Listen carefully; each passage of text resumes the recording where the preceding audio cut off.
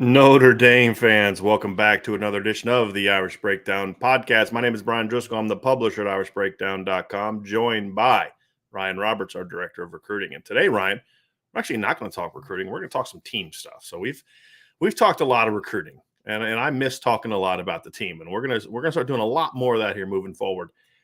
But what I want to talk about today is Notre Dame's freshman class. So kind of that we've been talking about recruiting and now we're going to slowly transition into the team stuff, but we're going to do so by talking about the incoming recruits, the guys who have not played any games yet for Notre Dame, because the reason is, Ryan, freshmen haven't really been a big part of what Notre Dame has done in past seasons. There's been some kids along the way, obviously Stephon Tuitt, and Aaron Lynch had an impact in 2011. We saw TJ Jones was a 4-year starter at Notre Dame.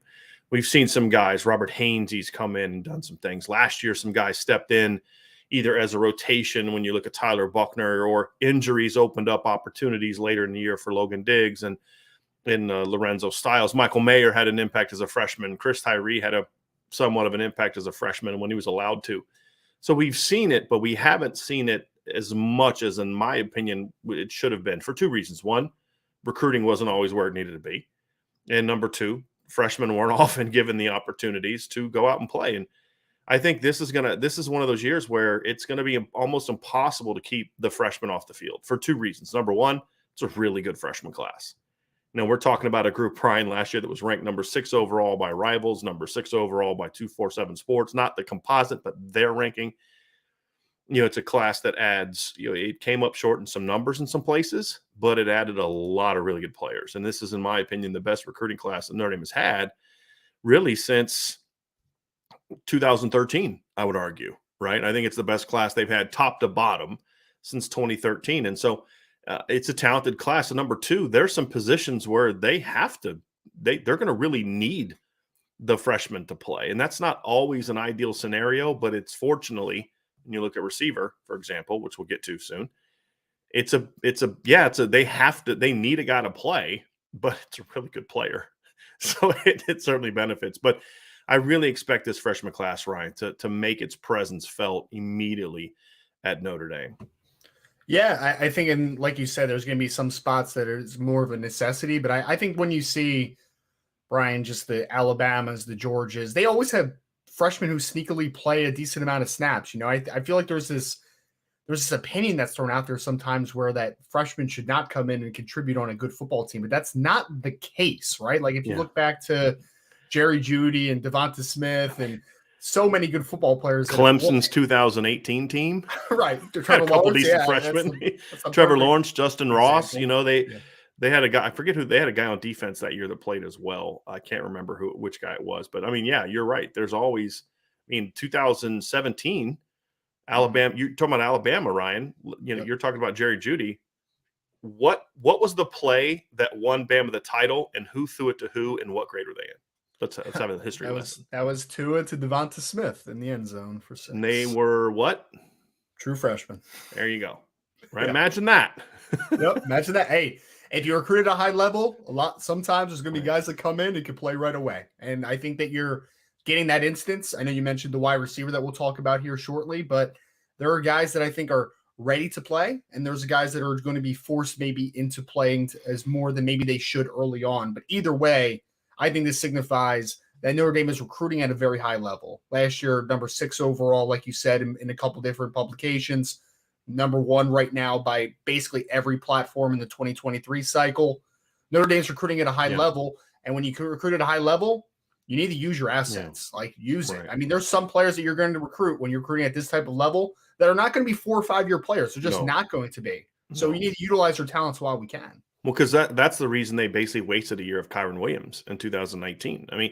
This is truth. This is a true story. But Chip Long wanted to play Kyron Williams in 2019. Brian Kelly said, no, we're going to redshirt him. Right. That's why when they went into the Georgia game, they had 2 healthy running backs. It was basically Tony Jones and Kyron Williams. And they chose not to play Kyron because they wanted to have him play 4 games, and that wasn't going to be a game they're going to play.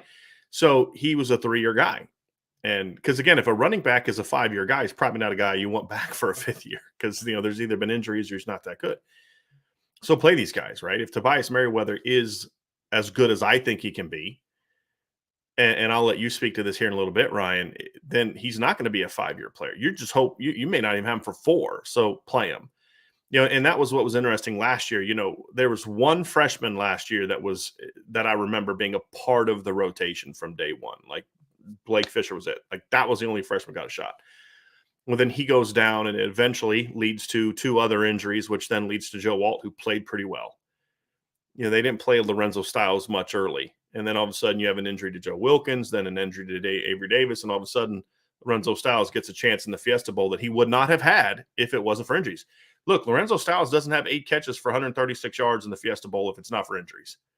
And it would have been, well, he's not ready, and, he's got to learn and all that kind of stuff. Logan Diggs just miraculously gets thrust onto the field because of injuries, and guess what? He plays well, right? And of course, well, I shouldn't say that. Tyler Buckner was the other freshman who was a part of the rotation. He played it right away as well. But that was it. So yeah, you're right. When you recruit the way that Notre Dame did in this past cycle, again, came up short on numbers, but the impact players that Coach Reese was able to really drive for, you're going to be able to have guys to be successful. Defensively, same deal. I mean, this is the best defensive class Notre Dame has had in a long time. And Marcus Freeman and the staff did a great job of bringing in some guys that are really good football players, but guys that can help you right away.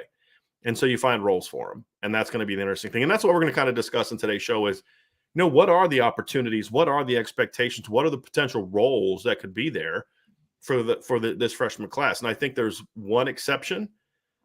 Line play is one spot where I think you still look to redshirt guys, because that's the one position that the NFL doesn't necessarily devalue experience and age. Right? We've talked about that before. O-line and D-line, but especially O-line. Mm-hmm. So I would expect all those guys to redshirt on the offensive line. Defensive line, I would expect Donovan Hinish to redshirt. I could see Aiden Gobira, redshirting this year, playing 4 games of redshirting, and then Tyson Ford, to me, we'll see how healthy he is. Yeah. But it's going to be interesting because, like you said, Ryan, this is a group that there's a lot of talent in this group, and that's what we're going to dive into. Before we do, I wasn't going to bring this up, but since you all gave super chats, I need to bring them up. I appreciate this. Tommy Guns with a super chat. Really appreciate that, Tommy. IB Nation, and a very, very big happy birthday shout out to our guy. Brian, you the man, coach, 38, ain't never looked so slick. Yeah, I'll go with that. Yeah, let's roll with that. Let's go with 38. That sounds good to me. Sounds good. Ryan asked me if I was 35 earlier, so I was like, note to self, pay raise for Ryan this month. Bonus check for Ryan. Randy Hernandez, happy birthday. Thank you for the super chat, Randy, very, very much. Happy birthday, Brian. Thanks for all you do. So got a lot of happy birthday wishes in there. Brandon, Toe Jam, everybody. I appreciate y'all very, very much. But I know y'all didn't come here to have a happy birthday fest. So y'all came in here because we're going to talk Notre Dame football, and that's what we're going to do. So, Ryan, I want to begin by talking about, we're going to get to the guy, a guy that's been already on campus. But I want to talk about a guy that I think, to me, I'm most not just excited about, but curious about. And that is wide receiver Tobias Merriweather. So let's kind of lay out the situation that Tobias is going to walk into. Number one, you've got an already thin depth chart, right? You've got, 7 scholarship receivers, one of which is a walk-on, correct? And then you have a situation, I just saw that what you just made that face about. You walk into a situation where you're thin on numbers. And not only are they thin on numbers, Ryan, but they're thin on the type of player that Tobias Merriweather is. So it's really a perfect situation for Notre Dame in that, yes, they should have landed more players, but the guy that they did land is an extremely talented player who's walking in a great situation. I don't know if you ranked the freshman class because this was before they all signed before you joined, but right. Tobias was my number 1 player in the class, not just number 1 offensive player, but number 1 overall player in the class. I think this is a kid that I've kind of said is to me, T. Higgins game. Like just his game screams T. Higgins. I would say in some ways he's a little better than T. T was a little better than him maybe in a couple areas, but I think he's definitely a more advanced version of what T was coming out of college. And as we saw with T. Higgins, he had a pretty good impact at Clemson as a freshman. So I think Tobias Merriweather walks in more than anything else for him. It's not an ideal situation for Notre Dame, but for Tobias Merriweather, he's walking into really a great situation where he is not only wanted, but needed to make an early impact. Yeah, I mean, we could talk about for the role. I mean, just for the style for a second, right? Because, I mean, Tobias is what, 6'3", 6'4", somewhere in that ballpark. He's a long kid. And outside of Deion Colsey, who you're hoping takes a big step as a sophomore, you don't have a ton of size on this roster, right? Because you have guys that are Avery Davis, who is what, 5'10, 5'11. You have Braden Lindsey, who's right around 5'11. Lorenzo Styles is like 6'1, but even he is obviously not a 6'4 skyscraper. Like, you just don't have those guys outside of a Deion Colsey. So, I mean, just outside of the simple fact that, like, we keep talking about the boundary receiver. And I know you had a piece on the boundary receiver just in general. And I know Tobias could play to the field. He could play to the boundary. But right now you just have a lot of questions in what is typically in the last few years been a really important position in the passing attack for Notre Dame. So can Tobias Merriweather come in and be that guy that gives you a little size to the boundary, could play to the field, maybe move around a little bit. But the thing more than anything, that size is such an appealing thing to have at that position, not even just in the boundary, just in general, because you just don't have a ton of it on this roster at wide receiver right now. All the other guys are 6'1" or shorter. Like, they're long, like some of them have length to them, but none of them are 6'4". Like, none of them just have that natural size to them. So I think that they need to, I think that Tobias brings an element that just is not there on the roster right now. And I think that's the biggest selling point for me, is the fact that, like, if he is good enough to go, he's physically ready, and he can bring that layer to the offense, it's a perfect situation for him to walk into. Well, if you just look at the roster right now of the returning players, there's one guy on the roster that's above 6'1.5", and that as far as the returns, Deion Colsey.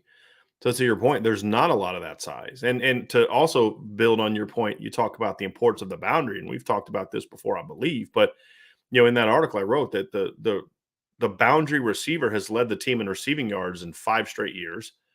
They've led the team in catches in 3 of the 5 years. And in another year, they tied for the team lead in catches. This past year with Michael Mayer is the only year that they didn't. Javon McKinley and Michael Mayer tied for the team lead in 2020. And then they've either tied or led in touchdown receptions in like 4 of the 5 years, right? So it's been a position where it's an important position. Now, are there things that Tommy Rees can do schematically and formationally and different areas to say, hey, we don't necessarily need that W to be that guy, because we do have Avery and Braden and Lorenzo that can do all this stuff to the field. You have a Michael Mayer, you have the running back. Sure. And we saw that in the bowl game, right? We saw that ball being spread around all over the place in the bowl game. But it's still nice to have that. It's still a plus to have that kind of weapon in the boundary. And so with Tobias Merriweather, you talk about a guy, Ryan, that does bring those traits to the table. And here's the things I like. You talk about the size. That's obviously important. But when you watch this film, he's a pretty advanced player. He's a high IQ football player. There's obviously going to be an adjustment period, because an advanced player for high school is not necessarily an advanced player as a true freshman. So there's going to be some work involved, obviously. But when you look at, Tobias, he's a guy that even there was a tweet that was out from a game he played last year, and he just makes this great move at the line to get free. And I'm like, he gets off the line better than anybody Notre Dame has on their roster. I mean, this is a better move than anyone on their roster can do. Now he's going to step into a situation with, I believe, good coaching. It's going to make that part better. You watch him run routes. He knows, even though he wasn't a high volume pass catcher in high school, didn't have a quarterback, system was what it was. Only played a portion of a year in 2020 because of COVID stuff. So he doesn't have that production that maybe jumps out, which is why I think some of the recruiting services didn't give him enough respect like SI All-American did. I think only SI All-American and one other service had him as a top 100 recruit, which to me is just nutty. But when I look at him, he's a guy that understands how to run routes. You see him stem guys up. You see him attacking leverage. You see him doing really good top ends. You see him breaking angles off correctly and things like that, attacking downhill out of outcuts. And it was a really advanced feel for the game. And so it's not like you've got some neophyte who just is athletic and freaky talented that doesn't know how to play the game. This kid knows how to play the game. And I think that's something else that should allow Tobias to make a smooth transition. And look, the reality is you need a shift in focus, right? And we've written about this. I wrote about this in the past at Irish Breakdown and then also other places I've worked. The reality is Ryan, is you have to, as a coaching staff, make an adjustment to say, look, to the point you made earlier, this is a kid that has talent, and this is a kid that's not going to be here for 5 years. We have to make it a point of emphasis to get him ready to play.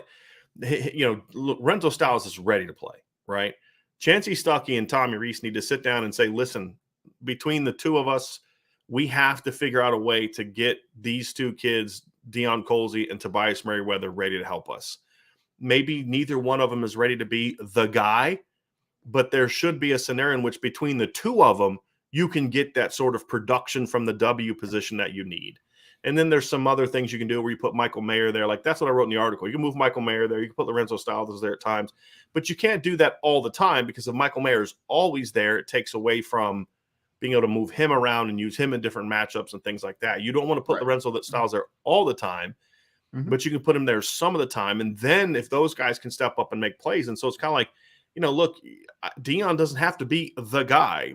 Tobias doesn't have to be the guy. Between the two of them, if they can give you 50 catches and 800-900 yards, that's great. It doesn't, it's the same production. It's just coming in a different, breakdown of snaps. And so to me, I think Tobias Merriweather can do that. But I think the other thing too is I think Tobias can have an impact beyond just his ability, his height, his ball skills, his after the catch ability, which is often, not discussed enough when you talk about a 6'4" kid that can make people miss with the ball in his hands. He's got some of that Chase Claypool, T. Higgins in him in that regard. But it's also about if you're Deion Colzie, you've got a great opportunity here, but you're going to show up in the summer and then the fall, and you've got this kid who can almost look you in the eye, who's pretty fast, who's pretty talented too, kind of coming for your spot. Because what I've been told by sources is that Tobias will start in the boundary, although the selling point has always been you're going to move you around, but you got to start somewhere. I mean, you got to line up somewhere for your first rep. He's going to play the boundary. So if Deion Colzie accepts that challenge, then it's going to make Deion Colzie better too. And so that's where Tobias could have an impact even beyond his production, because if he shows up and that results in Deion really stepping up his game, even if Tobias only has 10 to 15 catches, you then can look at Deion and say, yeah, but his presence is why Deion had that breakout year type of situation. And so I think his presence, Ryan, it goes beyond just what he can do. And I think that's important, very, very important, going to be a very, very important aspect of the impact that Deion Colzie or Tobias Merriweather can have as a freshman.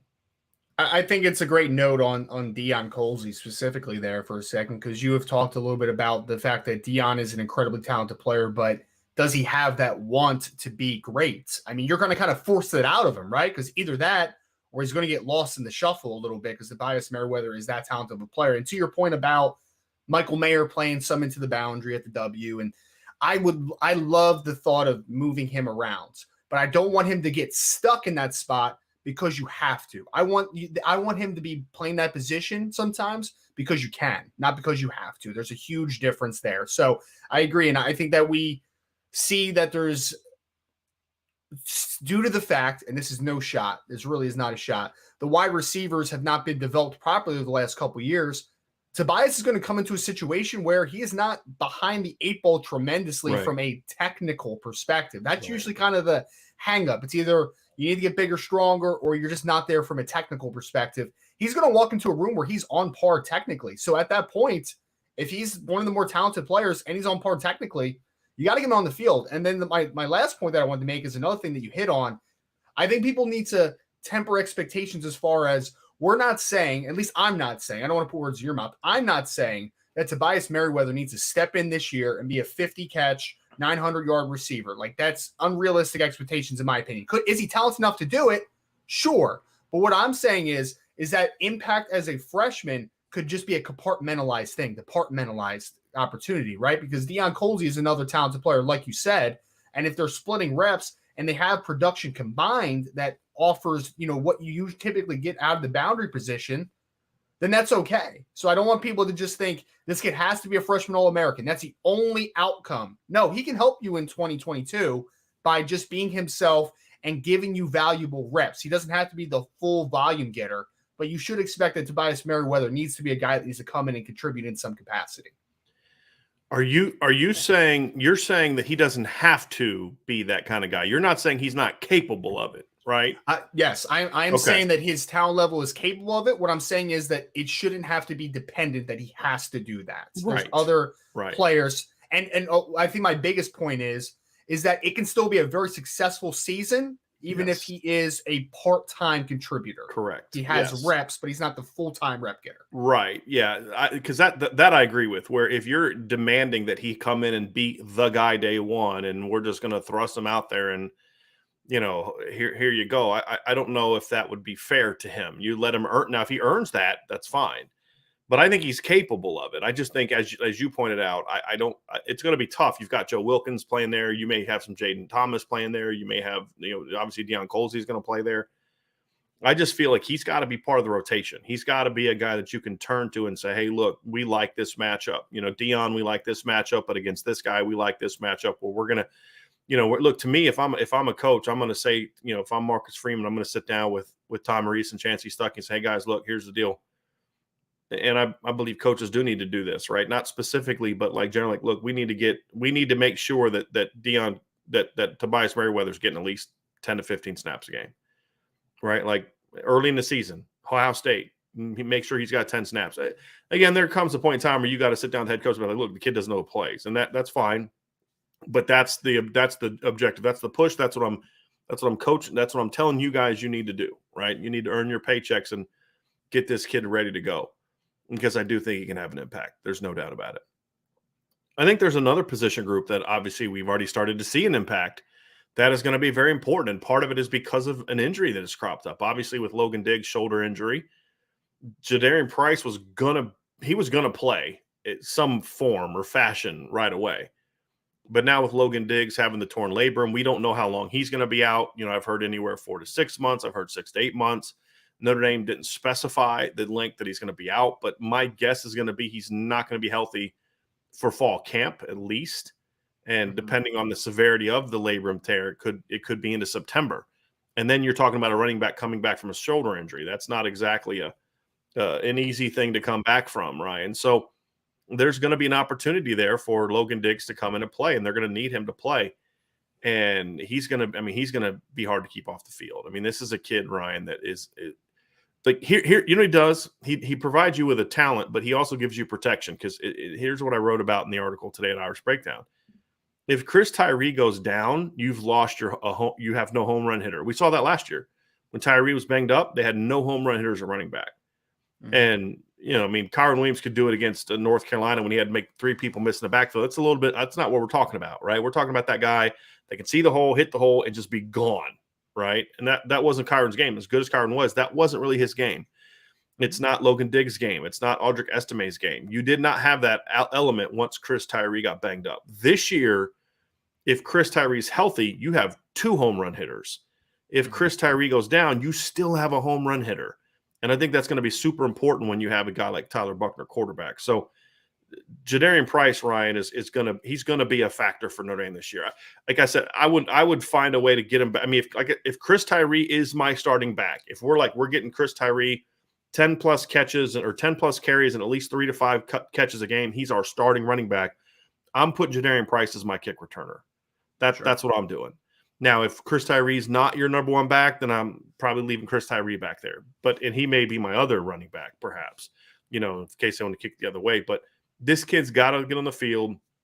This kid needs touches because, as he showed in the spring game, if you give him any kind of crease, he's going to hit a home run. And it's not just the spring game, Ryan. We heard that all spring. You saw it with your own eyes when you were at practice. That kid's got some serious juice. Yeah. I mean, so Chris Tyree wasn't practicing the day that I got to see him, obviously, in the practice, but he, for me, was the most not physically impressive. He was the springiest, most explosive athlete at the running back position in the practice I saw. The kid he moves a little differently than Logan Diggs, Audric Estime, and the rest of the running backs that were there. And to your point, if you lose, God forbid, a Chris Tyree for an extended period of time, he does supplement some things that Chris Tyree does really well with that ability to hit some home runs and to create big plays. He definitely does that.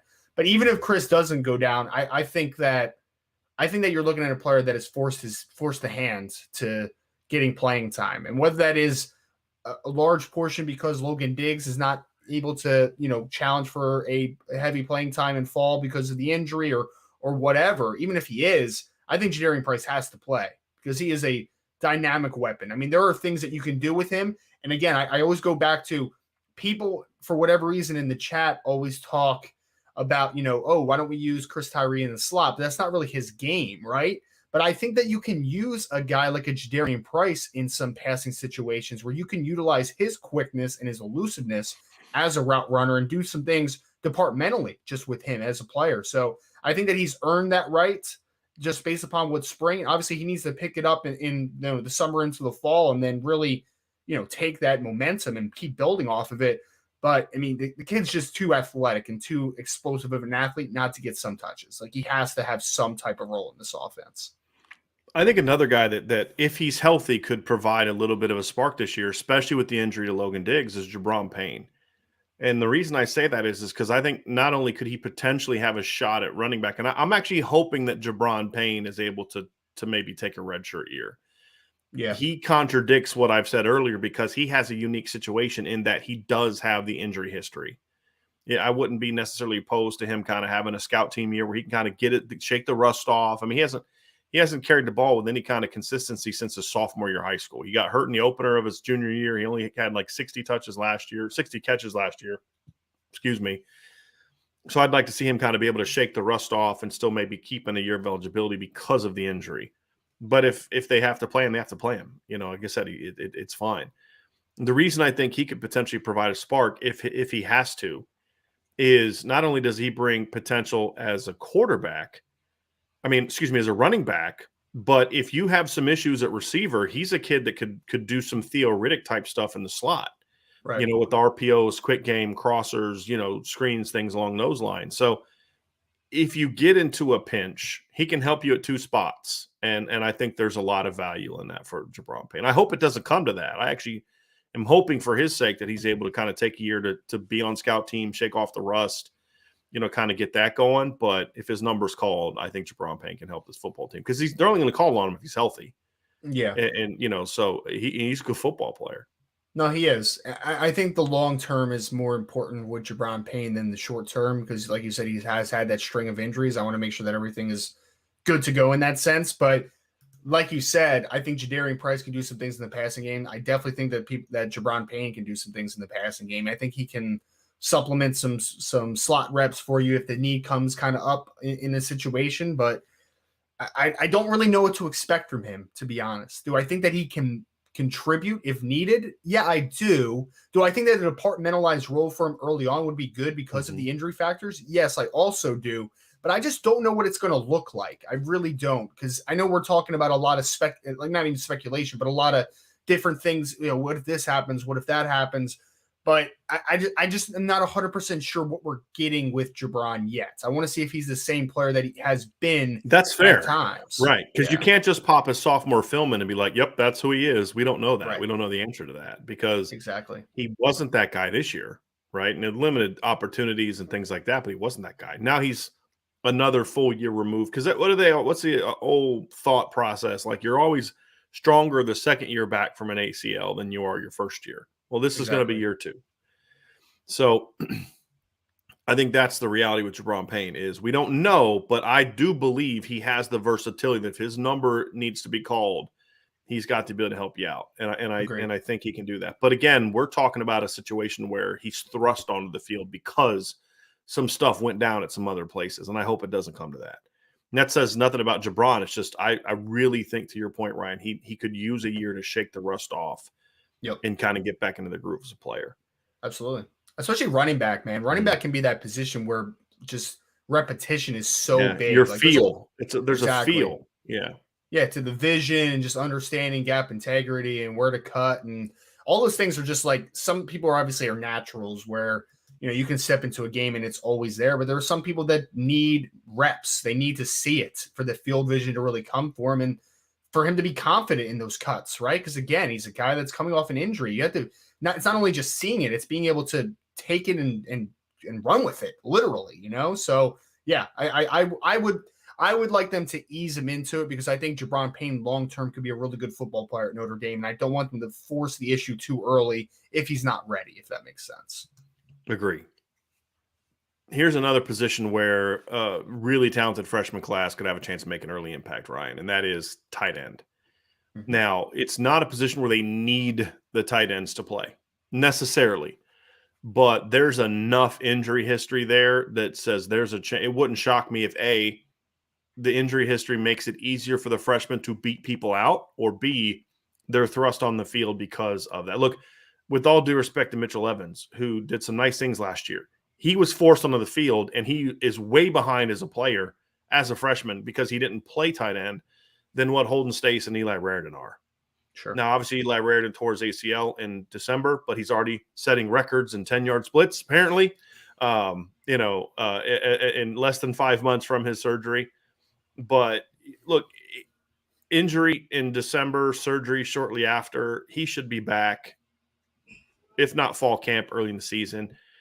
And then Holden Stace. So when you look at Kevin Bauman's injury history, he's never been healthy at Notre Dame. And then he hurt his knee again. I've been told he did something to his MCL in the spring game. I don't know the sort of the degree to which he was injured. Obviously, Kane Barong's coming back from an ACL that he tore late in the season last year, I think October last year. And then Mitchell Evans is still evolving as a player.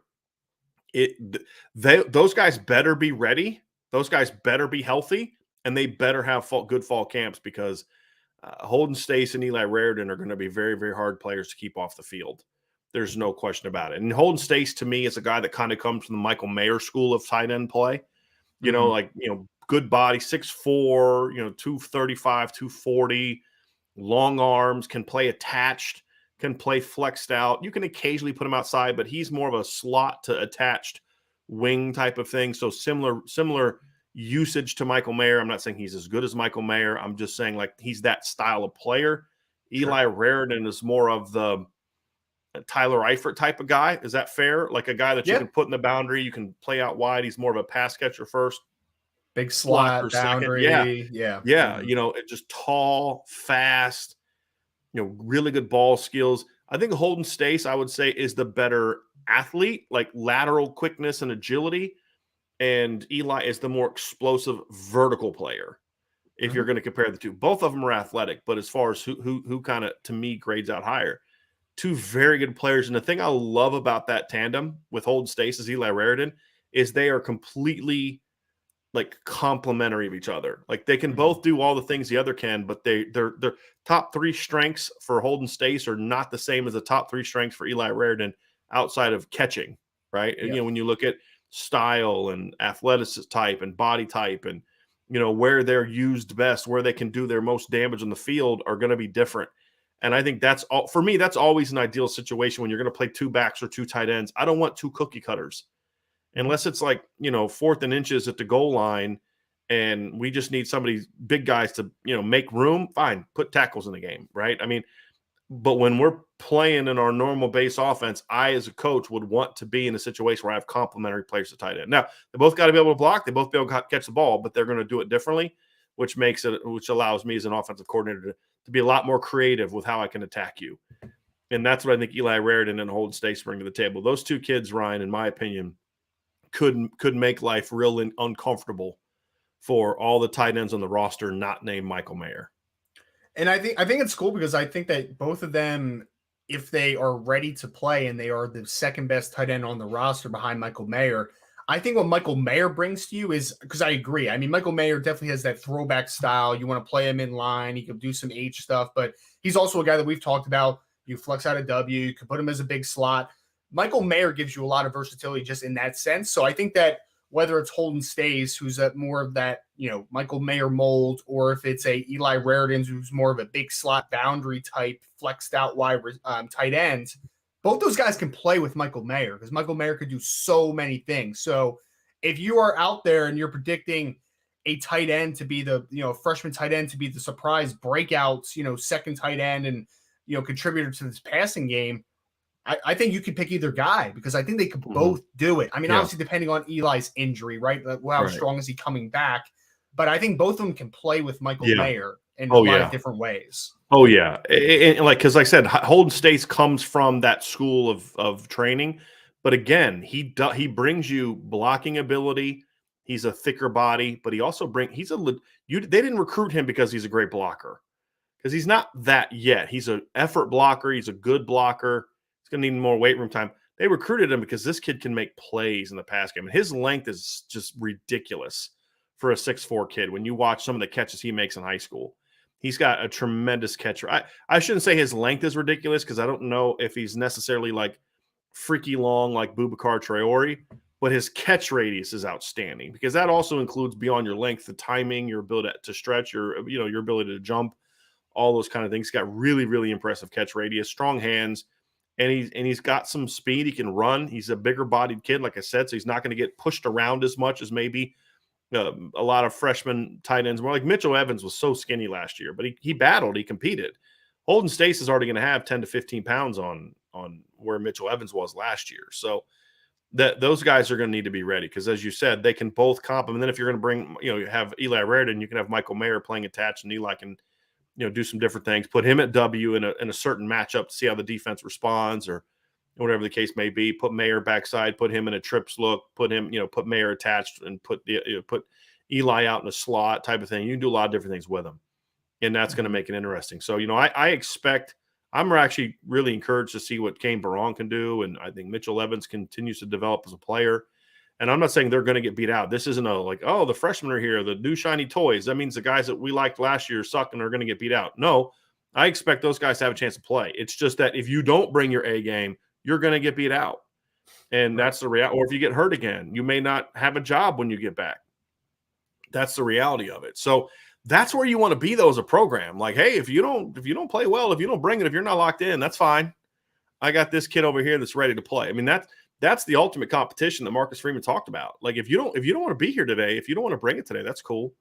That's fine. Just go hang out over there and relax and stay out of the sun. And we're going to go out here and put this kid out here who wants to play, who's really good. And that's ultimately, like I said, Ryan, where you want to be. That's why depth is so important.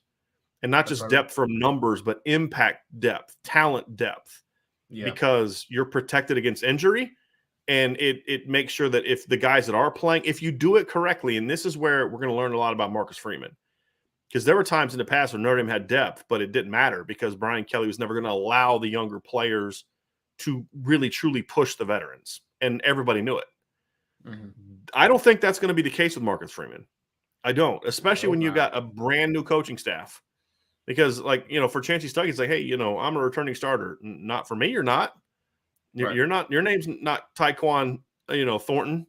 You know what I mean? Like, that's who my returning starters were. That's who my starters were last year. I'm starting over. And if you're Dylan McCullough, like, well, hey, I'm the leading returning ball carrier. Not for me, you're not. For me, you got 0 carries, just like everybody else. And that's where, you've got to be careful. Same tight ends. You got a 2 new tight ends coach. Michael Mayer's the guy because he's just that much better than everybody else. But that number 2 spot is basically like a starting caliber role, Ryan.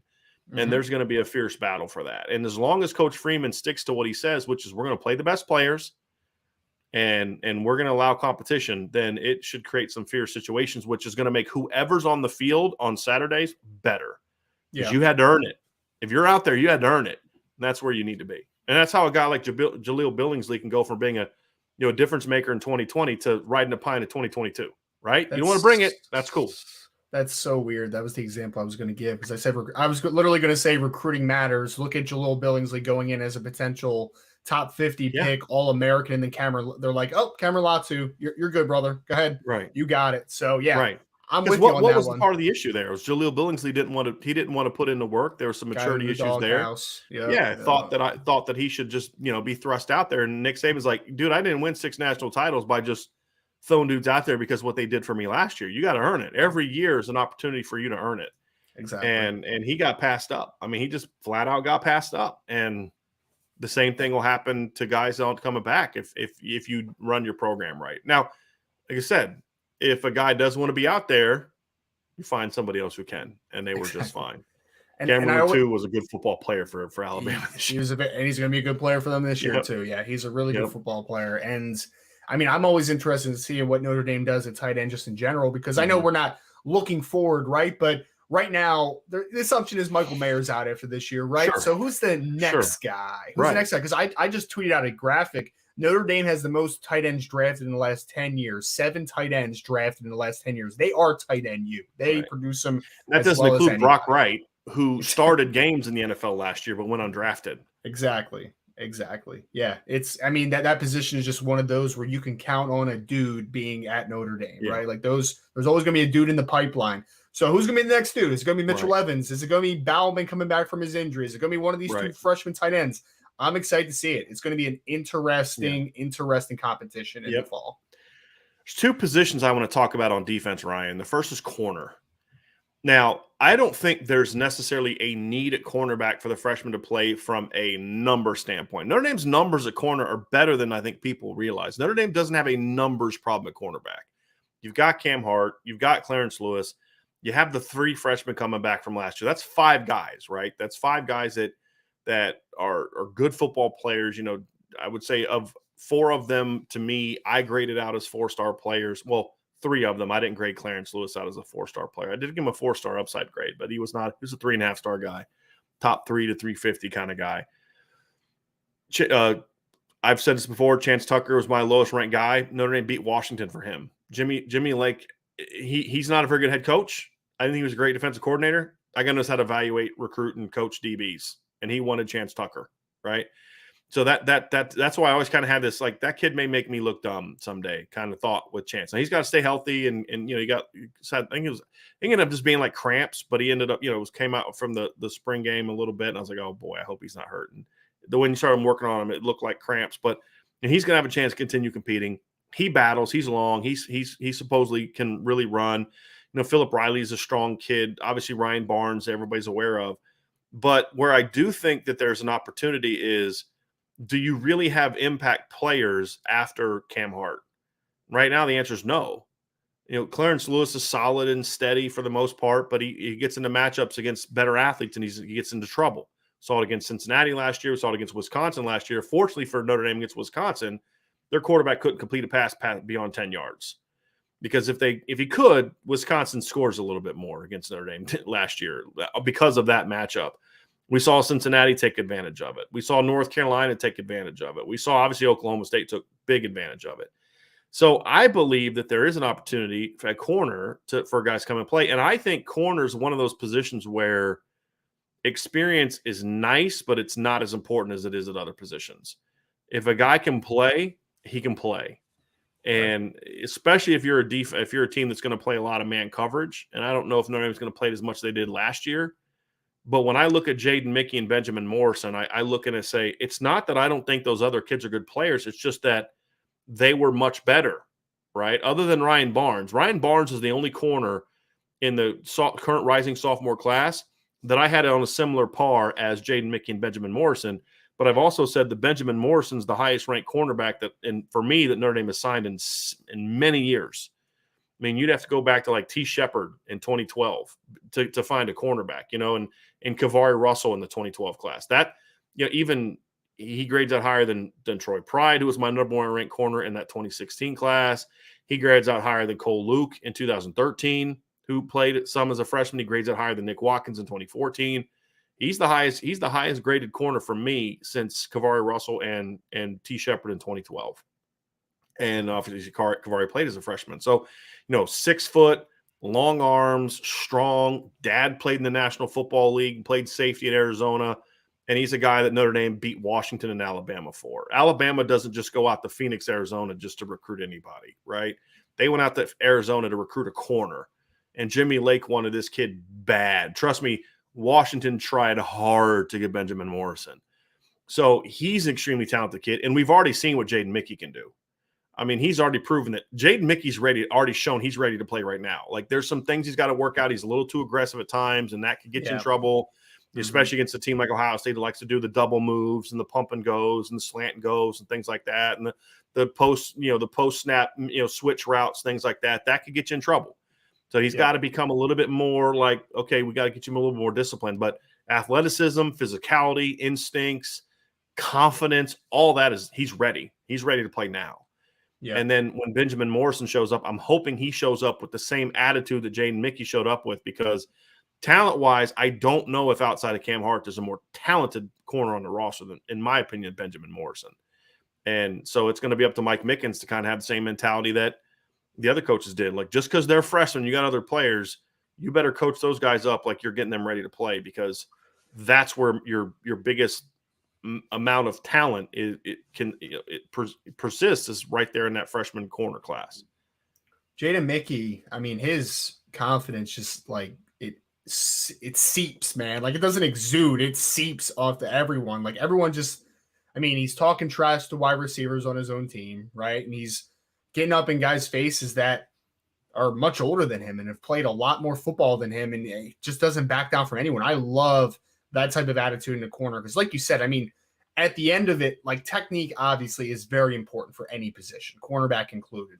But that competitiveness can get you past some of those shortcomings early on. The only thing that, and you mentioned it briefly, Jaden Mickey, if I can guarantee everything is a short route where he's going to have to just come up and close and break up some passes and do all that type of stuff, I'd be like, yes, Jaden. Yeah. But then there's going to be some times where a double move happens where you're just like, just a little too antsy, man. Just a little tiny bit where you just put yourself in a bad position. But he has all the talent. There's no doubt about it. I'm excited to see Benjamin Morrison, like you said, because Washington, Jimmy Lake does not just go after anybody at corner. He recruits some dudes at that position. There's no doubt about it historically. So, I mean, length, athleticism. And they just have two guys go in the first 50 picks of the draft. Crazy, man. It was 4-8 last year, and they had two corners going on the top. Didn't the other kid go in the top 50? I could be wrong on that, but he definitely was a second-round pick. I think Kyler Gordon went like 57, but either way, you're good enough. I think it was like 50. Yeah, it's like I know he was a second-round pick. The Bears drafted him. I thought it was like 57. You could be right. You would know better than I would. He was 39th. Right? Oh, I'm way off then. Yeesh. 18 picks off. It's pretty good. Hey, thank you. You're just trying to make me look good on my birthday. I appreciate that. I knew you knew. I know you knew. Well, but I mean, point being, that was a crap team. But the one thing they could do is produce DBs. And if you go through their history, Elijah Molden was a third-round pick the year before. Keith Taylor was a fifth-round pick the year before. So the last 2 years, they've produced 4 DBs in the NFL draft. Then 2 years before that, you had Byron Murphy go in the second round. Taylor Rapp went in the second round. Jordan Miller went in the 5th round. Didn't he have an injury that also knocked him down a little bit? Yeah, I don't know anything about Jordan. You had another DB, Kevin King, Buda Baker. Sidney Jones is the kid that had the injury. Oh, yeah, he had the still went in the second round. He had 3. Yeah. So since 2017, Jimmy Lake, who's been at Washington for a minute, has produced 1, 2, 3, 4, 5, 6, 7 DBs that have gone in the first 2 rounds since 2017. So if Jimmy Lake says, I want that dude bad, you take notice of that, right? Absolutely. Yeah. So that tells me something. That tells me something. And I believe they offered Jaden Mickey, but he committed so early that Notre Dame got on him early, and it was once Notre Dame got on Jaden Mickey, it was a no-brainer. Well, Notre Dame wanted Kyler Gordon pretty bad too. Bad, right? 39. Bad. Yeah. Mike Elko wanted him real bad. So, you're correct. He may not be a very good football coach from a head coaching standpoint. Some guys just aren't, but you cannot doubt that part of it. And so that's why I say that's right. That's right. So this is a heck of a 1-2 punch, Ryan. And you got to coach them up. You got to get them ready. That's the thing, is you got to get them ready. And this is why I say it's a huge year for Mike Mickens, who I think extremely highly of as a coach. But this is kind of that show me year, right? Where I think you've done a good job your first 2 years, getting Nick McLeod ready to go in 2020 and getting Tariq Bracy mentally back on track this past season, where he was a solid player for you after you had to basically bench him because he lost his confidence. Getting Clarence Lewis to play to the level he has his first 2 years is an impressive coaching thing for me. And then, of course, you take a converted wide receiver like Cam Hart and you turn him into a guy that people are talking about being a day 2 NFL draft pick next year, potentially. Yeah. So I think he's done a good job so far, but this year he's got to show me he can coach young guys up a little bit more effectively. I was a little disappointed none of the young guys played last year. And I hope that he can get Ryan Barnes ready to go. I hope that they can get Jaden Mickey and Benjamin Morrison ready to go, because if those guys force their way onto the field, my concerns about cornerback are gone. Right. They're going to make freshman mistakes, Ryan, but if they force their way onto the field, I'm not nearly as concerned about cornerback as I was before at all. And long term, you like it too, because Mickey and Morrison are just very different football players. Like you can see Mickey playing to the field, Morrison into the boundary. I mean, I could see Mickey playing a little bit in the nickel with how scrappy he plays. I think there's a lot of possibilities for that combination. Yeah. And, so that's corner. There's another defensive position where I think we're going to see freshmen make an impact, but it's not just on defense. That's linebacker. I think there's guys who have a chance to make an impact at linebacker this year. I think Junior Tuihalamaka, I'll say this. I will not be shocked if at some point in time during the 2022 season, Junior Tuihalamaka starts at middle linebacker for Notre Dame. I will not be shocked. I'm not predicting it, but with Bo Bauer's inconsistency and J.D. Bertrand's injury history, that won't shock me at all. At all. And he looked good in the spring game, but again, I don't care as much about that. What I care about is the fact that we were being told for the whole second half of spring practice, Junior Tuihalamaka is impressive. Him and Jaden Mickey were the guys that everybody that I talked to that went to a practice, and it was different practices or associate program. Those are the two freshmen that always got talked about on defense. Like, man, that kid's really good. You know, I had a friend of mine call me and say he was talking to a former Notre Dame player that was at practice, and he was like, he didn't ask him about freshmen. He's just talking on defense, period, that Jaden Mickey and Junior Tuihalamaka were the two guys that he just kept noticing over and over and over again. He's like, who's this 44 kid? You know, and it's like, yeah, it's Junior. He's a freshman. It's like, wow, this kid can really play. Mm-hmm. So he's going to play this year. I would be shocked if he doesn't. The question is can you keep him out of the starting lineup? I think that's the bigger question. I think that's more of a question than will he play, in my opinion. I don't know what you think about that. Yeah. I mean, he's just such a cerebral kid, right? Like, it just seems like he's in the right spot at all the times, which is important. I mean, talk about the transition to linebacker. I'm one of the harshest critics on linebackers just in general because I am such a stickler on eyes and gap integrity and just disciplining your run fits. And he was disciplined, man. And he's been there. And I think gets lost in shuffle. I think people think he's a bad athlete. I think he's a good athlete. I don't think he's exceptional, but I think he's not good. He's not. It's compared to, if you look at him compared to what they also signed. Sure. No, he's not Jalen Snead. He's not Josh Burnham. He's not Nolan Ziegler. Right. But those guys are exceptional athletes. Right. Like exceptional athletes. He is a good athlete when you look at the fact he's 240 pounds. Exactly. Right. Anywhere is number 44, which is just fantastic, man. Just aesthetically pleasing. There's got to be like some kind of test that if you are a linebacker, you got to pass a bad dude test. Like, you know, you got to be a bad dude on the football field. Like, I'm sorry, like we're going to have to revoke that 44 privileges from you if you're not a dude. That's what I'm saying. So yes, Junior can play. He just needs the butterfly extender. Yeah. With the 44, and he'll be working it. Well, you know what he's switching to after the 2022 season, right? He's going to probably switch back to 5. Oh, because that's what he played in high school, right? And I guarantee I know why. It's not a coincidence in the last 10 years you've seen a bunch of middle linebackers around the country in high school wearing number 5, right? I mean, that's the impact that Manti Te'o had. So, yeah. Obviously that's going to be there, but the point is this is a kid that's going to help you this year, in my opinion. Mm-hmm. Now, I don't know the impact that Jalen Snead and Nolan Ziegler are going to have on defense. I don't. And obviously Josh Burnham moved positions. He moved to Viper. I think in some capacity we're going to see either Burnham or Gobira play as a situational edge rusher at times with the hope that they redshirt, most likely. Tyson Ford, I think, can help this football team play. His is more about injury. Let's see him, get him back healthy. I think those guys can play. I think they can help Notre Dame. But I think the two kids that flat out I feel confident are going to play a ton of football this year, it just may not be on defense, is Jalen Snead and Nolan Ziegler. Because I'll be shocked if those two kids aren't playing on a bunch of special teams this year. They're just too long and too athletic, and they're not redshirt guys. Maybe Nolan is a redshirt guy, maybe. But I feel like that's just because he loves Notre Dame. I have a hard time being convinced that when you're putting these teams together on special teams that kid with his size and speed and desire is it's like I have a hard time saying like you're really going to have 11 guys better than him on the kickoff team. Like I don't know about that. Mm-hmm. I don't know about that. So I think those two kids are going to play a bunch of special teams this year. Now maybe they get a shot on defense, maybe they don't. Yeah, but that's okay because to me I view if you're a starter on special teams, you're a starter. Right. True. I mean, there's whole you need to get your starters on special team. That's only if they're the best guy for that job. Mm-hmm. Right. Like if another, just because, J.D. Burnham is or Bertrand is a better player right now at linebacker than Jalen Snead doesn't mean that he's necessarily a better kick coverage guy, or Nolan Ziegler doesn't mean he's a better kick coverage guy. So this notion that you got to get your starters on special teams is only true if those starters are the best guys for that job. Right. I have a feeling those two kids are going to find their way out of the field this year, Ryan.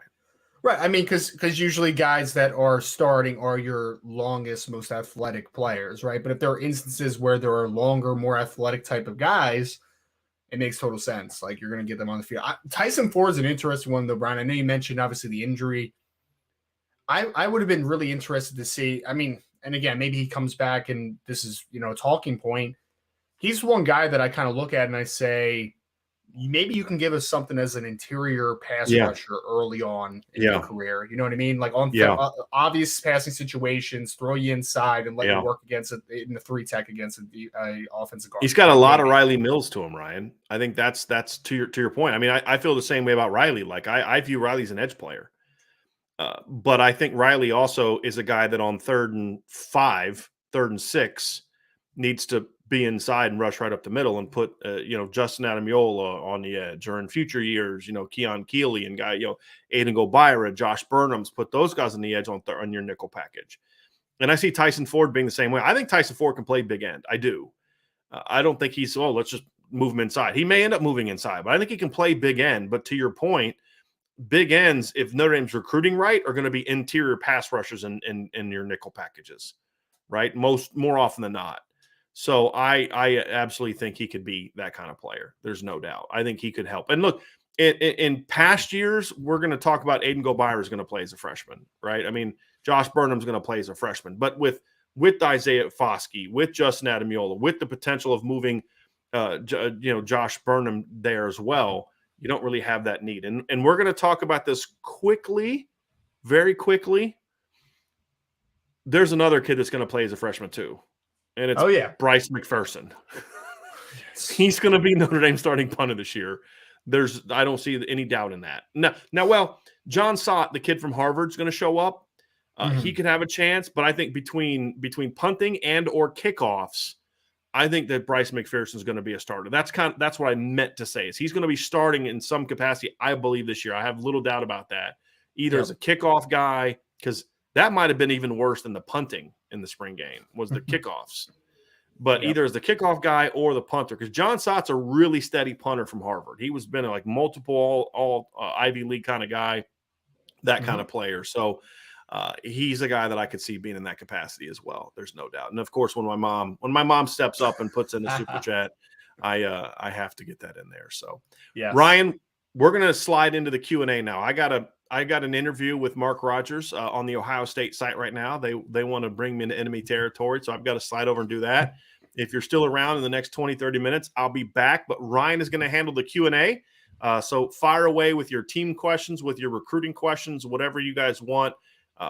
And thank you all so very much for the birthday wishes. I really, really appreciate it. You guys and gals are absolutely the best. It really is a tremendous community. I wasn't planning on telling anybody it's my birthday today, and I wake up this morning and there's a happy birthday post already going on the site. So I appreciate y'all very, very, very, very much. Love it. Love it. So let's get into some questions. Again, if you want to drop questions into the chat now, we can work through it. It could be team related. It could be recruiting related as well. You have me here for now. Oh, no. Blaine, that's a really... All right, so let's go to Terry Tyler asks, is it true we have a big chance to get Julian Sayin? Julian Sayin, of course, is the 2024 quarterback out of Carlsbad, California, excuse me. Yes, Terry, I would say he is, I don't want to say the most likely right now, because I think that they're actually in a pretty good spot with the CJ Carr early on, which is pretty funny to think about. Lloyd Carr's grandson from the state of Michigan might be a guy that's seriously in play for Notre Dame. But I really do think they're in a pretty good situation with CJ Carr. But as for Julian Sayin, I mean, he's kind of been pretty consistent with the fact that Notre Dame, University of Texas, and Georgia have kind of been his top group of teams for a while. And he's a guy that, although only being a sophomore in high school, he wants to make a decision pretty quickly. He wants to make it during the summer. So it's a decision that is on the horizon. It's a decision that we tangibly know when it's going to happen. And I think Notre Dame's in a good spot. Do I think that they're the leader? I think that it's honestly a three-way battle right now. I wouldn't say that there's any clear leader comparative to one another. And he's a kid that's from California that is going to get out of the state of California most likely. Either he's going to go over to the Southeast in Georgia, he's going to go down to Texas, or he's going to come up to South Bend in Notre Dame. So we'll see what that kind of looks like closer to the summer, but they're definitely in a good spot for Julian Sane. There's no doubt about that one. Want to go to Alejandro Coronel. Do you believe that the 2023 class will have more of an impact as freshmen than 2022 will? Although 2023 will be deep, 22's class will be developed better than in the past, which will limit 2023 freshmen. Alejandro, I think it's an interesting conversation. So, let's work through some of the players that we think are going to play a lot for 2022, and then maybe we'll circle back to 2023 real quick. So, Tobias Merriweather is the guy on offense that we expect to play a ton. Jadarian Price, to a degree, is going to play football, I think, in some capacity. Offensive lineman will most likely be redshirt.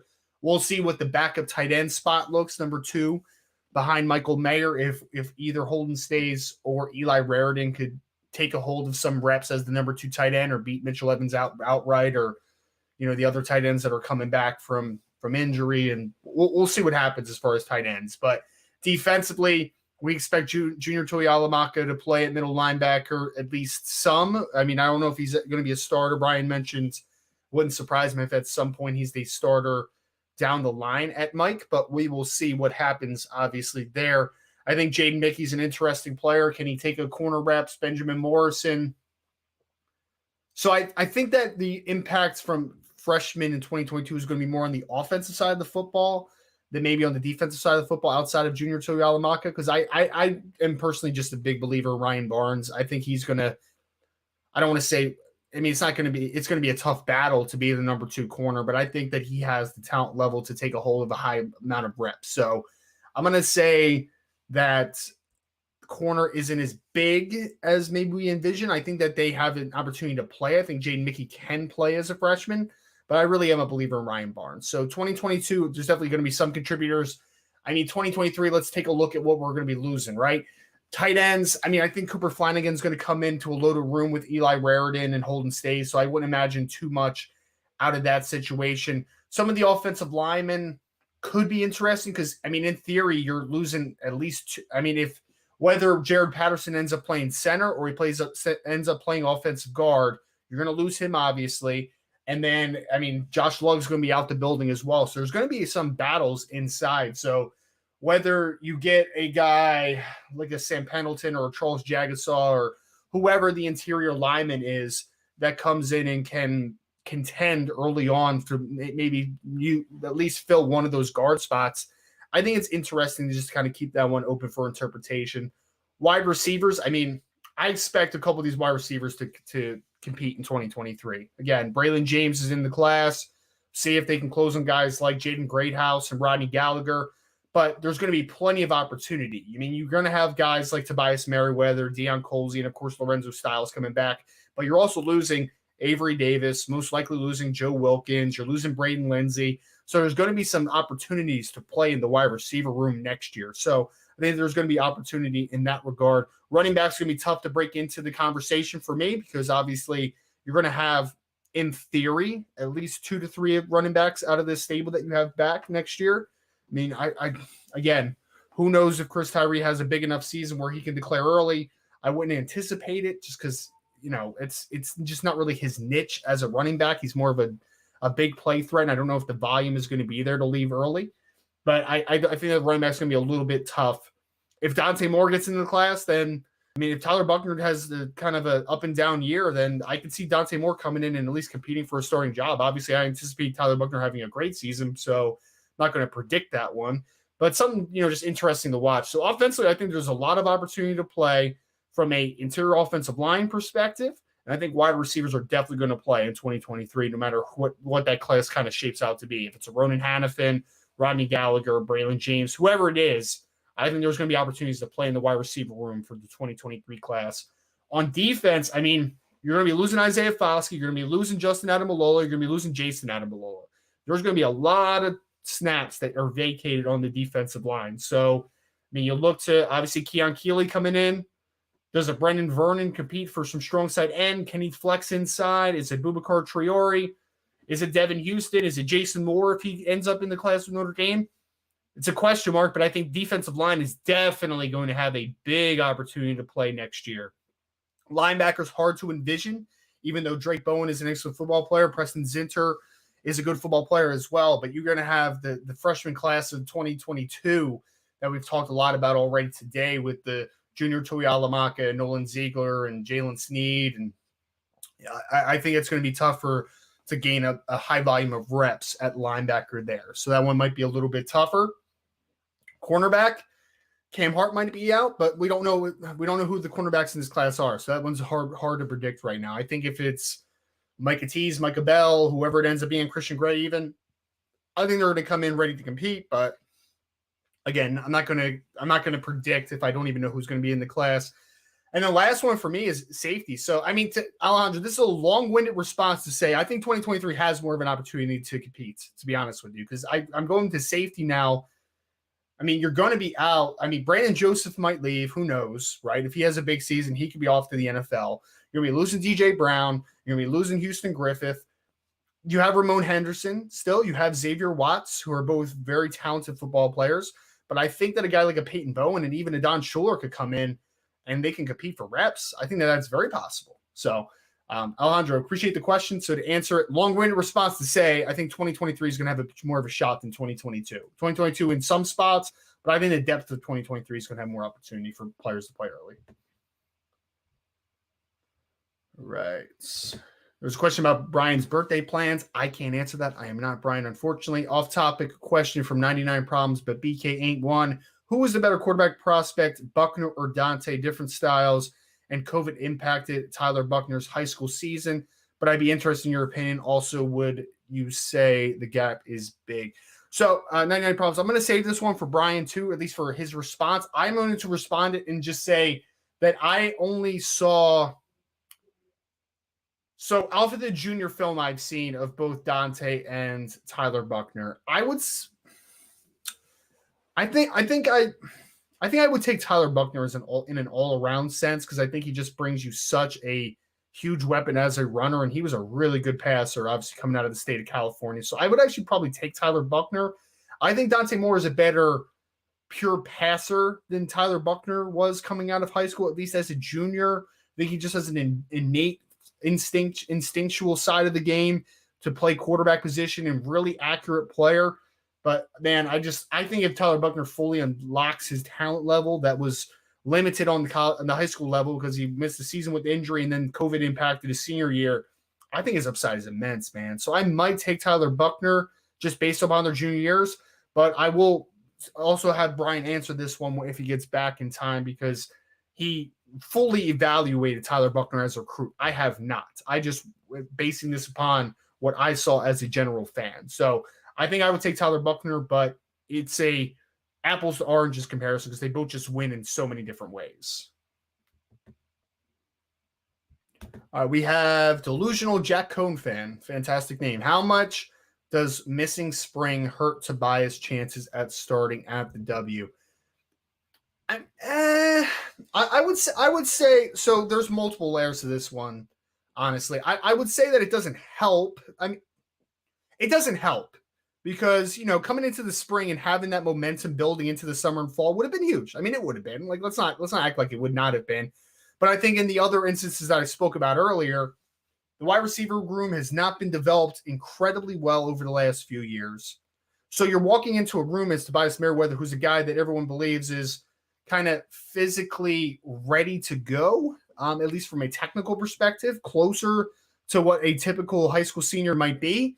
So I think that he's going to walk into a room that he is not behind the eight ball from a technical perspective. From there, I think it's just about the physical development that he has, right? The strength profile. Is he ready to play college football? So I don't think it necessarily hurts him because I think that he is technically advanced for his age. So I think that he'll be all right in that instance, but we shall see. We shall see. All right. Sorry, working through some questions. All right, we have Anthony Solomon. This is for Brian, but Anthony, again, I'm going to answer this one, and then Brian can answer it if he gets back in time. Could they use Tobias as someone who spells all the positions to his current skill set? Anthony, I think in a vacuum, yes. I think that he has the skill set where I think I mentioned this when we were talking about him a little bit. He could definitely play into the boundary with his height and his length. He can definitely play in the field because I think he's a pretty loose athlete that can run routes and he can navigate space well. And he can even be a big slot, I think, because he has a good set of hands and he's a good route runner and he can do all those types of things. I do think, though, and this is just my general opinion, that as a freshman, I don't know if I want you just spelling multiple positions. I want him competing to play, right?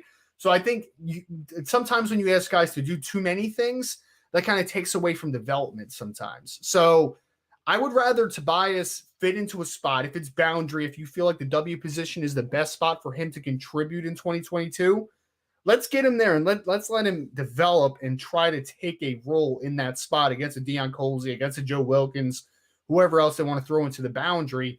I think that spelling, I would rather develop that other side of it, the versatility side, after he's kind of got his feet wet and he's been a productive player on the level. I don't know. I don't know if I subscribe to a college player necessarily spelling at multiple positions as a freshman. I think that's just a little counterproductive to development, if that makes sense.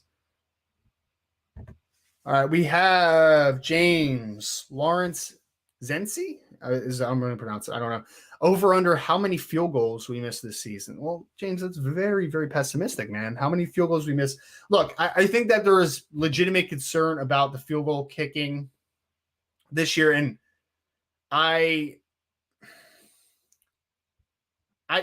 mean, I'm not gonna stray away from that, right? Because I mean, field goal kicking has kind of been up and down just in a general sense over the last couple of years with Jonathan Dorr. I mean, if we're being completely honest, so we're coming into a situation now where there's just, you have Blake Grupe who transferred over from Arkansas State, who did some good things at Arkansas State from a field goal percentage perspective. But, the showing in the spring game, there's going to be a lot of worry for that position, and I completely get it. So I think it's going to be better than you think. But it also, I mean, I'm not going to sit here and act like I'm not worried at all about it, right? Like it's definitely a little bit unsettling. But I am just hoping that the kicking situation is not something that is going to cost a football game. So I am going to remain optimistic until I cannot be anymore. So let's hope it's not a big deterrence for the season. All right, Brandon, can you rate the wide receivers in the 24 class for most talented and impactful and Notre Dame to target? Burdell Richardson, Micah Hudson, Ryan Wingo, Tyseer Denmark, Jeremiah McClellan, and Emmett Mosley. Brandon, it's a great question. I could spend a lot of time on this question. So let me work through this. It's a little tough for me, Brandon, honestly, because all these receivers are different, right? They're going to play different roles. I mean, I would say for me, the most impactful wide receiver on that list is Ryan Wingo. I think he's a really talented, explosive athlete that I think he do things inside and out, right? Like he's one of those guys that I truly think can play all three positions, even though he's not like the biggest receiver in the world. He's right around 6'2", but he can play in the boundary. He can play in the field. I think he could do some stuff in the slot as well. There's just kind of an advanced feeling to a Ryan Wingo, and he's a really talented receiver. So I would probably go with Ryan Wingo just overall. Micah Hudson's a really interesting player because he's got a little bit of length to him, but he's a really talented player who wins. I think he wins. Sorry, Brandon, I just saw your comment about Pendleton. We'll talk about Pendleton in a second. I think Micah Hudson is another guy that I think he's more of an outside receiver, play to the boundary, play to the field, can do a little bit of everything. Not quite the explosive athlete that I think Wingo is, but I think he's got the length, good hands, ball skills, all that great things. Tyseer Denmark's a really interesting player because he's a guy that actually he plays his high school ball about 30 minutes for me. I live right outside of Philadelphia. He plays at the same high school that Will Fuller did, Roman Catholic, there in Philadelphia. And he is, I mean, for his high school, his quarterback situation is not great. The team honestly was not very good last year. So a lot of times they'll put him at Wildcat quarterback and just tell him to run the football. And he's kind of that Rodney Gallagher-esque type of player, right? Because he is more of a slot type that can break a ton of tackles, can navigate space well. So he's more of your slot type than Wingo or Hudson. But Denmark is a really talented player. I really like him a ton.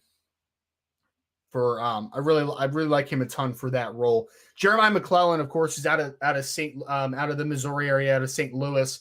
He's a teammate of 2023 running back Jeremiah Love, who I really hope that they can get Jeremiah Love in to the class somehow. We'll see how the numbers kind of shake out. But McClellan's really he's a little bit skinny. He's long for his height. And he's just smooth. Like everything about him is really smooth. I don't think that he's a dynamic athlete, although he did average a nice yards per catch last year. He reminds me a little bit of like a Tyler Boyd that came out of Pittsburgh with the Cincinnati Bengals from a stylistic perspective. He's definitely a skinnier type of receiver, but he's just he kind of like takes you off guard a little bit because I don't think that he's the greatest straight line athlete of all time, but he's just really deceptive in his movements. That's kind of what I see with Jeremiah McClellan. He kind of eats up some space sometimes just because he's got those long strides and good body and good length. So, yeah, McClellan's for me. He's more of a field wide receiver. I don't think that he's ever going to be a guy that's going to get put into the boundaries. I don't think that his body's going to be able to be like that. But, like, think Tyler Boyd style, Donovan Peoples-Jones style. Not quite the athlete that Donovan Peoples-Jones is, but just that length is kind of takes you off guard a little bit from a route running perspective. Emmett Mosley is interesting. I mean, he's one of those guys that if Notre Dame doesn't get Emmett Mosley in the class, it's a little bit of a miss, to be honest, because he's a kid that is a double generational player for Notre Dame, right? Like his dad played wide receiver for the university. His mom was the all-time leading scorer in soccer when she graduated from Notre Dame. And he's a really talented player, explosive. I believe he's in California area. He's been a transfer. I forget if he was. I'm trying to remember if the name's escaping me. It'll come to me in a second. But basically, he's transferred schools in California, so he hasn't played a crazy amount so far in his college career. His high school career, but he's a really talented player.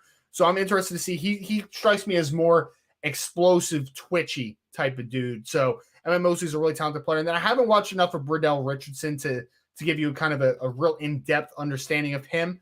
But I think for each role, again, Micah Hudson can play both outside positions. Ryan Wingo, I think, is kind of the guy that can play everywhere. Tyseer Denmark's your inside slot guy who can navigate space a little bit. Jeremiah McClellan is a guy. Yes, Brandon, thank you. Santa Margarita. That was exactly what I was thinking about. I appreciate you. Jeremiah McClellan's kind of a smooth, kind of takes you off guard with the straight length he has. And then Emmett Mosley, I believe, is more of an explosive short area guy. So all different styles. If I had to pick who I would target mostly out of this class as far as who I'd want in the class, if I'm picking like a class of 3, for instance, Ryan Wingo is the guy for me that is the most diverse and impactful player of those group. But I would take him, Tyseer Denmark inside the slot. And I think you just have to get Emmett Mosley, man. Like you just have to get it in his class with his classification and his history. So yeah, great question, Brandon. I appreciate you, man. We have John A1. If Braylon James jumps in the 2020 class, is it possible for him to get reps in a 4-game scenario? Yeah, John. As long as he's eligible for the fall, yeah. If he shows up in the summer when all the other freshmen do, yeah, he's eligible to play in the 4-game scenario. And I would expect him to. I would expect him to come in and at least compete for playing time because he's got a lot of length, a lot of athleticism. He's the kind of guy that I think is going to be tough to keep off the field if he does reclassify. But we'll cross that bridge if that ever does come. But just to the talent level, yes, I think Braylon James is talented enough to do that. Yes. All right, Hawk 1. Which running back stands out this season? Hawk, I really do think that they're going to use a running back by committee approach. I think that it's more about what roles do each one of them play. Chris Tyree, explosive, big plays, yards per carry type of back. Logan Diggs, if he comes back from the injury, is kind of more of a slippery runner, can do some things in the screen game. Audric Estime has the power profile, but also really quick feet for a bigger back. I think it kind of takes you a little bit off guard just how quick he is as a bigger back. And then, Jadarian Price is kind of cut from that same Chris Tyree type of mold. He's explosive football player who also can do things in the passing game. And then if Jabron Payne is healthy, he's got a little bit of that Jadarian Price thing happening too. He's got decent long speed, really quick, can make people miss in space, can catch the football.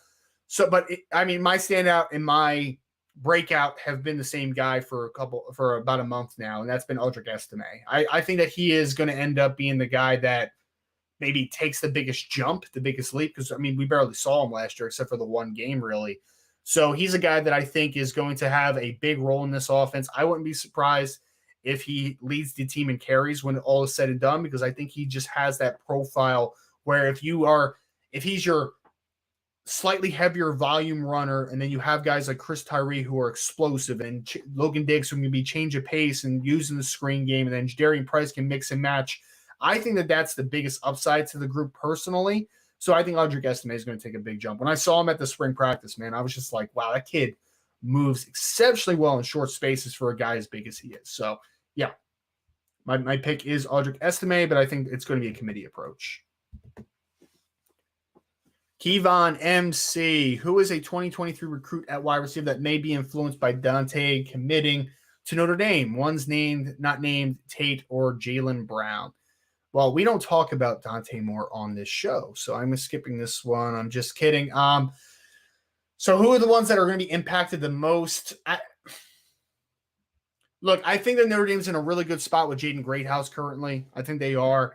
I think they're still in a good spot with a guy like a Ronan Hannafin, and they are in an improving spot, and maybe they might be the leader for Rodney Gallagher as well. I think that the one that has the most impact is probably someone that we don't have on the board right now, because maybe they make a run at somebody that Dante kind of has that impact on the class. But out of the guys we know about, I'd say Rodney Gallagher. I think Rodney Gallagher really likes Notre Dame. And I think, again, when he came to campus for the Blue Gold game, he said that, the trip really surprised him. And I think that they are the leader for Rodney Gallagher now. They got to close because he's going to take his official visits, and he's got a lot of interest from a very, very very diverse regions across the United States. So there's going to be a lot of pitches. There's going to be very different pitches to a guy like a Rodney Gallagher, really talented player. I think having a quarterback in the class like a Dante Moore can only help Notre Dame's cases in that regard, right? And they're still playing the field against a guy like a Rodney Gallagher. So the more they can provide as far as the fit for him, the better that their situation will be and that their chances will be. All right, we are nearing the end, it looks like. Let's go to Sean Kane Ryan of the group, who has more receptions this year. Tobias Merriweather, Deion Colsey, or Braden Lindsey? That's a great question, Sean. Great question. So I think that for me, Tobias and Colsey are going to kind of eat into each other's reps a little bit, right? Like we talked about them potentially, maybe platooning to a degree into the boundary. So I think that I think that he's sorry, I just got distracted for a second. I think that it's going to affect kind of the high volume of receptions for each one of those guys. So I'm going to go with Braden Lindsey. I'm excited about Lindsey. And Sean, I've said this multiple times in this podcast. He scares me so much. I feel like every single year I buy in a little bit to the Braden Lindsey hype, and then he burns me every single year. But I'm buying into it a little bit this year just because I was at the spring practice where he just looked different. Like, he just looked strong. He looked different. He looked ready. He looked confident. He looked dialed in. So I'm buying just a little bit into Braden Lindsey this year. So I'll say Braden Lindsey has more receptions than both those freshman and a sophomore in that instance. All right, we're going to go to Brandon. Wanted to say this one so I can vent for a second. How the heck did Sam Pendleton move to a 3-star on the composite? I mean, we talk about this, Brandon, right? Like, there is as soon as a Notre Dame player commits, then it happens, right? Like, it's annoying. Sam Pendleton has done nothing. I know Sam Pendleton hasn't done anything in any camp settings because he doesn't go to any of these camps. He doesn't go to Under Armour or any of these camps that they have, the rivals camps. He doesn't do any of them. That's why he wasn't recruited for a while until late into his junior season, because he's not out in the open in front of everyone. So he for sure is one of those guys that definitely didn't show up to a camp and been like, wow, Sam Pendleton didn't look good. Like, there's nothing tangibly for Sam Pendleton to drop in the ranking other than there's a negative connotation around Notre Dame recruits after they commit. Just is all it is. I mean, I don't have an answer for you, Brandon. That's it, man. Like, there's no other explanation for it. It just is what it is. There's a bias against Notre Dame players after they commit, because Sam Pendleton sure has done nothing to deserve a drop. He hasn't played a snap. He hasn't gone to a camp. He hasn't done anything other than committing to Notre Dame. So that's the answer, unfortunately. Tyler Bedwell, if Braylon James moves to 2022, does that reopen a spot in 2023? Sorry if that has already been covered. No, Tyler, it hasn't been covered. I don't think it changes the numbers too much. I think you're still at 4, potentially at the kind of the cap if he moves to 2022, because it doesn't really affect the numbers on the roster that much, if that makes sense. Like, either way, after next year, you're losing Joe Wilkins, you're losing Braden Lindsey, you're losing Avery Davis. You're going to be out 3 guys. Braylon James getting reclassified doesn't affect that fact, right? There's not another guy. Like, I mean, a transfer can always happen, and that might open it up, but I don't think it's just directly because Braylon James moves into the class. I think either way, the number is still going to be the number in a 2-year span. So I think they're going to stick to that number unless there is a transfer that happens. If one of the guys that is an underclassman decides to transfer, whatever it might be, because, I mean, you still look at it. Jaden Thomas is not going to be an NFL guy after this year, obviously. Lorenzo Styles is not going to be an NFL guy after this year, obviously. Nobody else is really a definite mover after this season. So I don't think it changes the numbers. I really don't. And then I think we're going to hit Brandon here for the last one. Great questions, everyone. Really appreciate it. Brandon says, I think Tobias versus Dion is a better question. It is a great question. I mean, we spent a lot of the show talking about it, Brandon. It's splitting hairs. I don't want to bet on a player, having a bigger impact type of thing. But, I mean, Tobias, I think, is a better player coming out of high school than Dion was. Dion has the year, but the year was spent not being developed properly. So they're going to be coming in at relatively the same spot. I think at that point, it's just, is Dion going to take that battle and get the best out of him? Because I think that his talent is definitely there. And he might have higher talent even than a Tobias Merriweather, possibly. I mean, from like a height, weight, speed type of combination. But I think Tobias is just a more advanced, ready-made type of route runner and just all-around wide receiver. So I'll say Tobias has a slightly larger role, but I think they both have to play. I think they really both have to play. If either one of those players doesn't come in and competes in 2022, I think that that's an issue for Notre Dame, to be honest, from a wide receiver depth perspective. All right. Unfortunately, I tried to hold down until Brian gets back, but it looks like we're not. If you all could please do me a favor, because you love me so much. I'm so fun, all this good stuff. If you're not on the message board, go to boards.irishbreakdown.com and make sure to sign up today. We have some intel. I think someone just put on that Smitty just put an intel piece on from a recruiting perspective. We have intel that's coming out pretty consistently. We're going to be doing a lot of recruiting stuff this weekend. We've talked about it a little bit, but Sullivan Absher is making his commitment to either Notre Dame, Clemson, or NC State this Friday at 4:00 Eastern. So if you can please join the message board. Oh, and here's Mace K. Mace K, thank you so much. Join the message board. Smash the like button. Subscribe to the channel. Hit the notification bell. Share this podcast. And if you could, please go and give us a 5-star review. And as always, go Irish. Thank you all so much for the questions. Appreciate you all for sticking around with me to do some of the mailbag stuff. We will see you again tomorrow for the next edition of the Irish Breakdown podcast.